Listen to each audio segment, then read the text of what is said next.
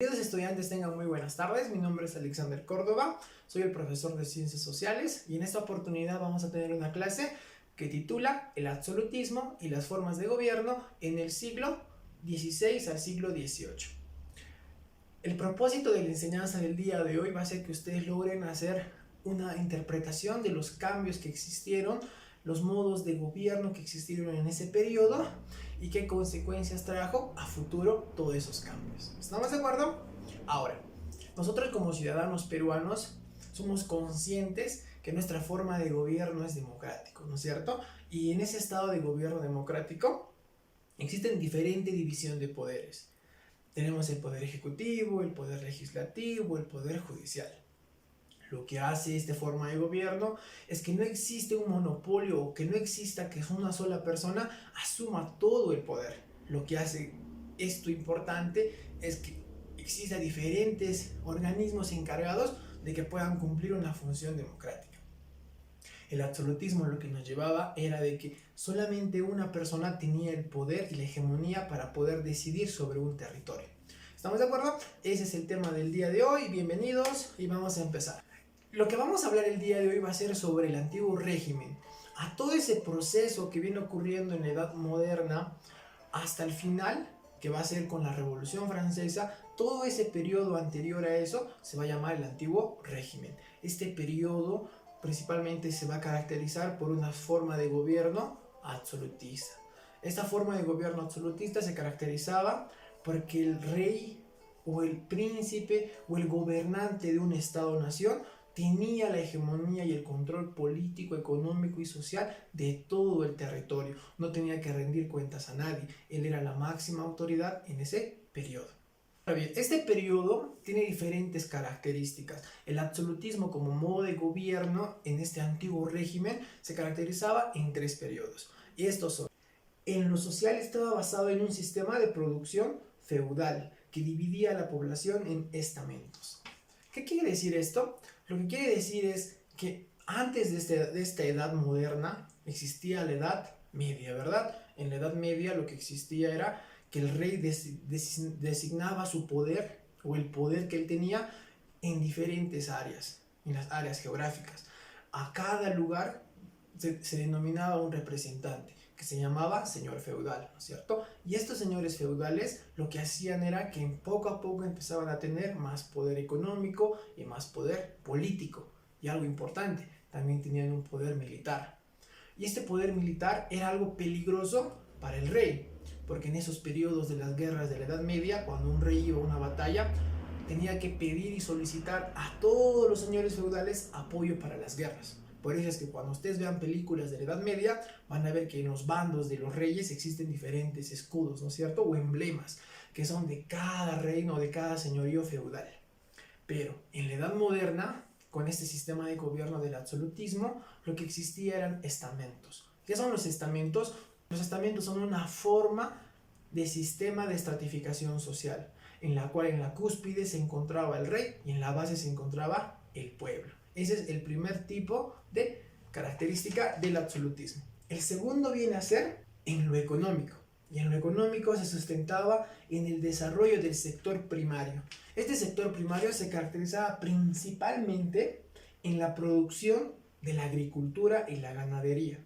Y empezaba a tener un cierto grado de avance tecnológico. Pero la característica del antiguo régimen en el sistema económico era que se basaba en un sistema primario de producción. Y en el tercer punto característico en este periodo viene a ser en lo político. Seguía un modelo de monarquía absoluta basada en la concentración del poder en el rey y que él era la máxima autoridad sobre todos los estamentos de formas de gobierno. Muy bien. Otra característica importante es que esta estratificación basada en estamentos estaba dividido en tres aspectos sociales dentro del absolutismo como forma de gobierno. Y estos tres son: el primero viene a ser la nobleza, el clero y el pueblo.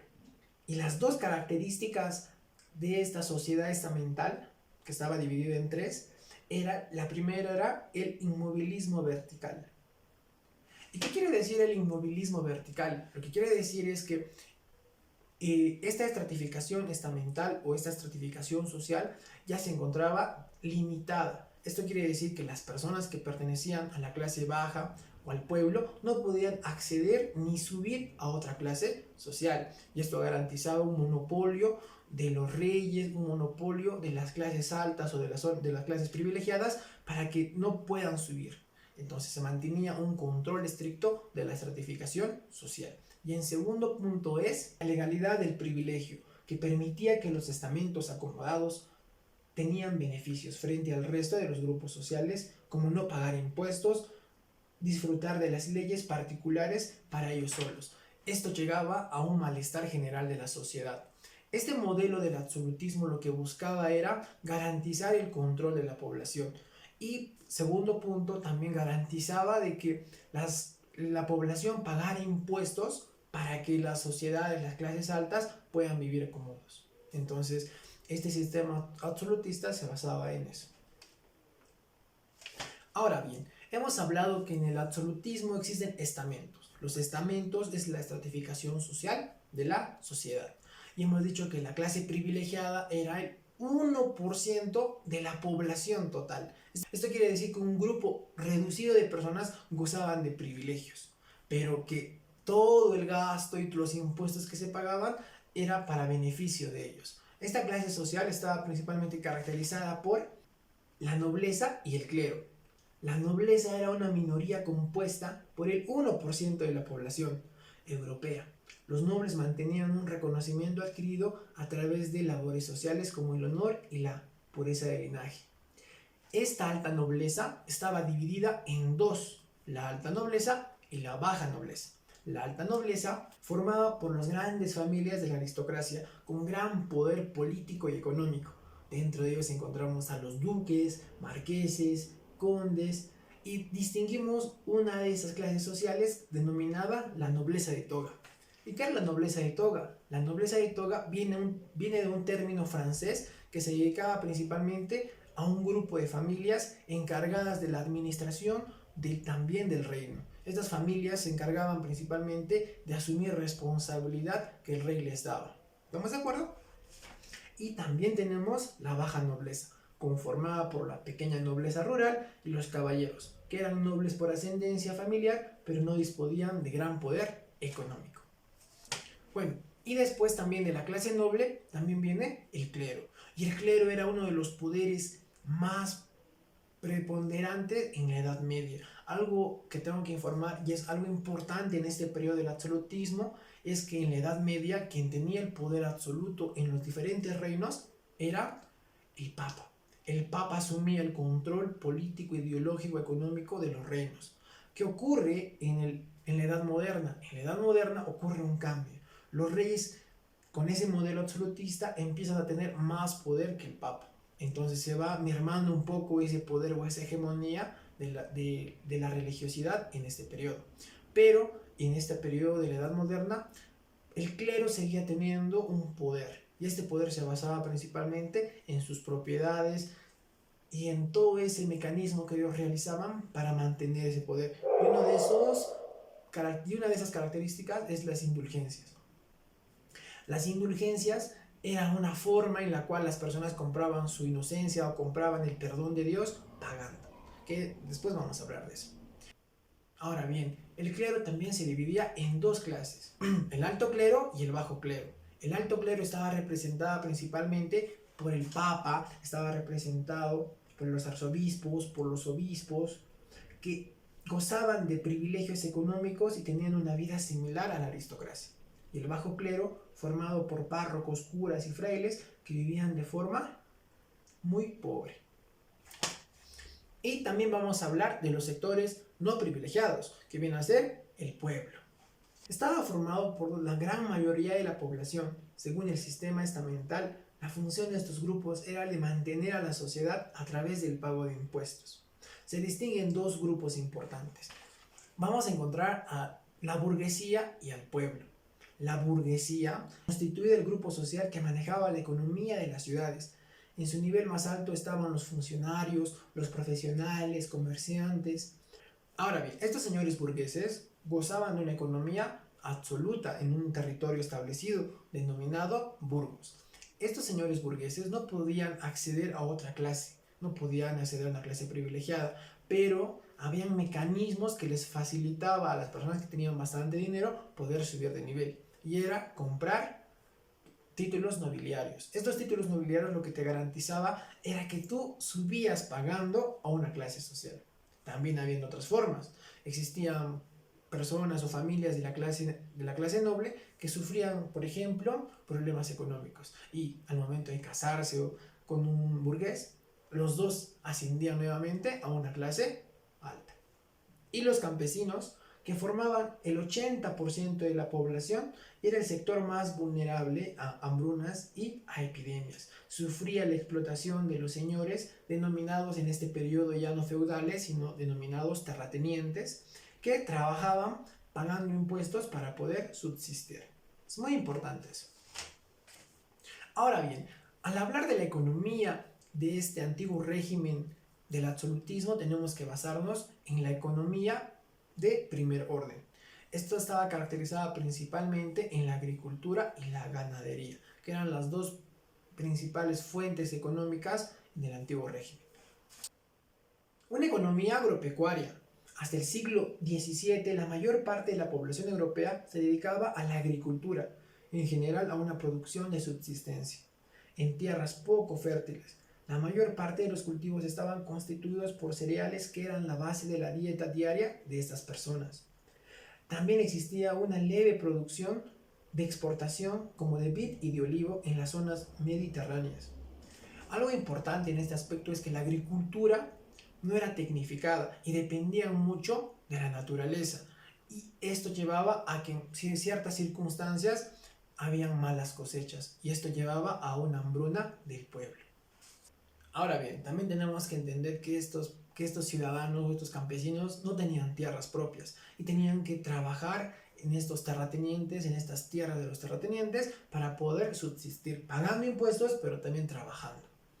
Una característica también importante de este periodo es que en relación a la economía, a la agricultura, un sistema político hemos dicho que es el absolutismo, ¿verdad? En la cual se encuentra la cúspide del rey. Pero también en ese mismo periodo existía otra corriente ideológica que se llamaba el parlamentarismo. Y el parlamentarismo tuvo vigencia y tuvo una función muy importante hasta el día de hoy en muchos países democráticos. Pero en ese periodo histórico habían dos estados que manejaban este sistema parlamentarista. Uno de ellos era Holanda y el otro era Inglaterra. Inglaterra, hablando en relación a la agricultura, tuvo un cambio significativo, principalmente por el modo de producción. El modo de producción de Inglaterra se basaba principalmente en la tecnología, dejando de lado el barbecho. ¿Qué quiere decir el barbecho? El barbecho quiere decir que era que las personas removían la tierra para hacerlo descansar.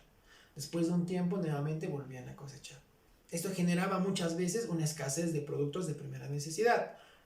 En Inglaterra, en ese mismo periodo de tiempo, ya estaba existiendo nuevas formas de siembra, principalmente basado en técnicas de agricultura y también utilizando nuevas herramientas como por ejemplo el arado metálico y también los fertilizantes. Ahora bien, sobre la cuestión de la economía, en el antiguo régimen tenemos que entender algo muy importante. El comercio exterior había tenido un gran crecimiento gracias al desarrollo de los intercambios existentes entre Europa y América. La monarquía concedía el monopolio del comercio a una determinada compañía comercial. Esto quiere decir que el reino garantizaba el cuidado y control de solamente un grupo de personas que se encargaban de realizar el comercio de productos, principalmente de metales preciosos, desde las colonias hasta sus reinos. El segundo punto viene a ser el comercio interior. Atravesada por las dificultades debido al control gremial y principalmente al costo de las aduanas para llevar productos de un lugar a otro, pero beneficiaba también a un grupo, a este grupo de burgueses, que gracias a sus negocios, que tenían bancos, que tenían empresas de producción, empezaron a ganar bastante dinero dentro de su territorio. Ahora bien, en este modelo del absolutismo, del antiguo régimen, tenemos que entender que existía una forma de economía basada principalmente en el mercantilismo. ¿Y qué es el mercantilismo? El mercantilismo fue una teoría económica basada en la creencia de que la riqueza del mundo era fija y que cada estado debía conseguir la mayor parte posible. Este modelo del mercantilismo lo que se dedicaba era que un estado o una nación era rica cuanto más riqueza mineral tenía dentro de sus arcas. Más oro, más plata, hacía que un estado sea más solvente. Relacionado al modelo de gobierno absolutista, existía una corriente filosófica que coadyuvaba a entender de mejor manera este modelo de gobierno. Y el primer representante fue Jacques Rousseau. Fue un obispo francés que en su obra política extraída de las Sagradas Escrituras defendía que el rey era el representante de Dios en la tierra. Por todo ello, el poder que poseía provenía directamente de él. Así, el monarca no tenía que rendir cuentas de su gestión a nadie. Y en segundo lugar era Thomas Hobbes. Este filósofo inglés creía que el absolutismo era un sistema único de gobierno, capaz de garantizar la paz social. Él en su obra El Leviatán habla de que las sociedades y que las personas están en constante busca de garantizar la comodidad de uno mismo. Y él habla del contrato social. Y en el contrato social, dentro de su obra El Leviatán, lo que él buscaba era que tenía que haber un gobierno absoluto que pueda controlar a estas personas dentro de un estado social. Ahora bien, en esta parte del absolutismo tenemos que entender también algo.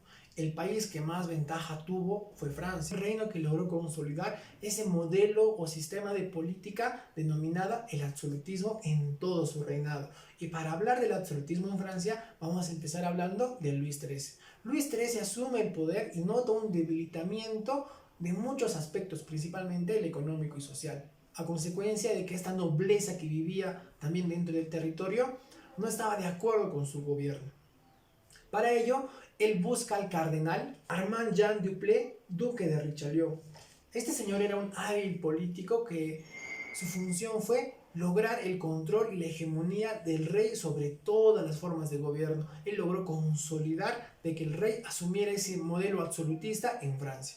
A la muerte de Richelieu asume otro cardenal, el cardenal Mazarino. Y con el cardenal Mazarino se logra la guerra de los 30 años. En esta guerra de los 30 años, iniciada principalmente por la religión. ¿Qué ocurre? En la religión católica empieza a haber un debilitamiento en diferentes temas. Y uno de esos temas se basaba a las indulgencias.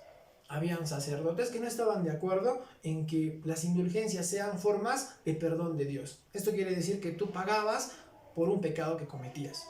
Y da inicio este modelo de indulgencias a otra nueva corriente del catolicismo que se va a llamar los protestantes, con Martín Lutero como mayor representante en ese periodo de la historia. A la muerte de Luis XIII asume el poder Luis XIV, basado en un modelo absolutista. Luis XIII lo que hace y realiza hacen cambios tan importantes que logra consolidar el poder o el reinado de Francia en toda Europa. Para basarse en ese modelo, él se basa en tres características importantes en su reinado. El primero se basa en la economía. Estaba dirigida por Jean-Baptiste Colbert como partidario del mercantilismo. Lo que consolidaba este modelo económico del mercantilismo era de que un estado se hacía rico cuanto más oro y riqueza mineral tenga en sus arcas. El segundo punto, la política interna, centralizando totalmente la administración del reino. Esta característica de centralizar el poder del reino por Luis XIV fue una jugada hábil, a consecuencia de que toda esa clase noble denominada cortesana los llevó a vivir junto con él en un palacio, en el Palacio de Versalles. Consecuencia de esto fue de que él tenía un control sobre toda la clase noble que podía vivir con él, así que no había un debilitamiento de su poder por una o cierta persona dentro de su reino. Y por último, la política internacional. En la política internacional, Luis XIV lo que buscó fue consolidar la hegemonía absolutista como modelo de gobierno en todo su territorio y logrando expandirse y consiguiendo batallas. Una de esas batallas también va a ser la batalla de los 30 años. A Luis XIV también se le denominaba el Rey Sol. ¿Por qué? Porque como basaba en un modelo absolutista, la imagen del rey era una imagen divina y lo que se decía se tenía que cumplir. Él decía que él era rey por derecho divino y él no tenía que rendir cuentas a nadie. Fue uno de los reyes que duró con más tiempo al poder en Francia y mandó a construir principalmente el Palacio de Versalles. El Palacio de Versalles fue la expresión de poder más grande de toda Europa. Como segundo punto, también funda la Academia de Ciencias de Francia.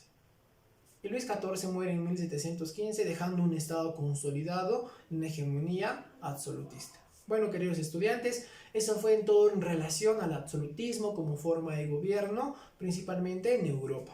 La característica de este modelo fue controlar el poder de una manera vertical, en la cual no había una división de poderes y se basaba solamente en consolidar al rey. Y bueno, chicos, eso fue la clase del día de hoy. Voy a dejarles algunas actividades para que puedan completar en su portafolio. Eso sería todo. Nos vemos. Cuídense.